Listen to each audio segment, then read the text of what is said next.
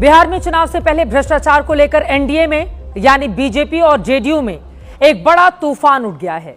लेकिन सबसे चौंकाने की बात यह है कि इसमें विपक्ष यानी आरजेडी और कांग्रेस का, तेजस्वी और राहुल गांधी का कोई रोल नहीं है।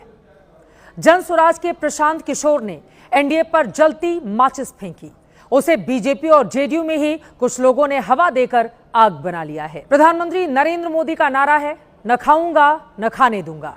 लेकिन बिहार में एक नया चुनावी माहौल बन रहा है कि खाऊंगा नहीं, पर तो नीतीश की सोच भी पीएम मोदी जैसी ही है, पर खाने नहीं दूंगा। इसको लेकर उनकी सोच जरा उदार सी है। क्या उन्होंने इसकी छूट दे रखी है? दरअसल नीतीश कुमार को घेरे हुए ये जो 5 चेहरे इस वक्त आप अपनी स्क्रीन पर देख रहे हैं, इन्हीं 5 लोगों को लेकर नीतीश सरकार को भ्रष्टाचार में घेरा जा रहा है। इनमें 4 चेहरे बीजेपी के हैं और 1 चेहरा जेडीयू का। ये पांचों बिहार में सत्ता के बहुत बड़े चेहरे हैं।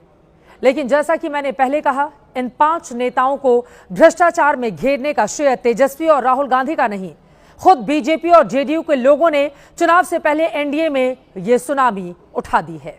पूरा बवाल देखने से पहले इसके 8 किरदार सबसे पहले आपके सामने रखते हैं, जिनमें सबसे पहले हैं प्रथम जनसुराज के संस्थापक पीके यानी प्रशांत किशोर, जिन्होंने एनडीए के 5 नेताओं पर भ्रष्टाचार के गंभीर आरोप लगाए।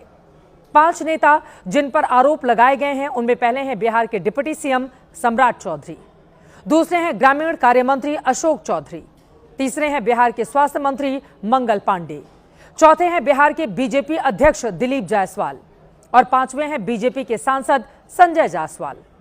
और पीके की चिंगारी को हवा देकर आग बनाने वाले किरदार भी अब आपके सामने रखते हैं, जिनमें पहले नंबर पर बीजेपी के पूर्व सांसद, पूर्व केंद्रीय मंत्री आरके सिंह और दूसरे हैं जेडीयू के सबसे बड़े मुख्य प्रवक्ता नीरज कुमार। तो प्रशांत किशोर से शुरू करते हैं कि उन्होंने नीतीश के 3 मंत्रियों समेत बिहार में एनडीए के इन 5 नेताओं पर भ्रष्टाचार के कौन-कौन से गंभीर आरोप लगाए। देखिए।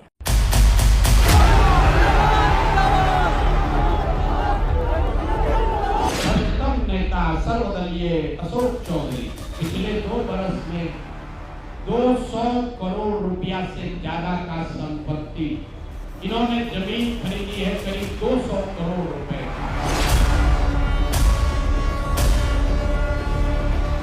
नाबालिग होने के नाम पर इनको जेल से निकाला गया। कि 2010 में जब सम्राट चौधरी ने अपना हलफनामा दिया तो उसमें लिखा कि मैं 7वीं पास हूँ। ये आदमी इतना फर्जी है, ये मैट्रिक का परीक्षा पास ही नहीं किया। दिलीप जायसवाल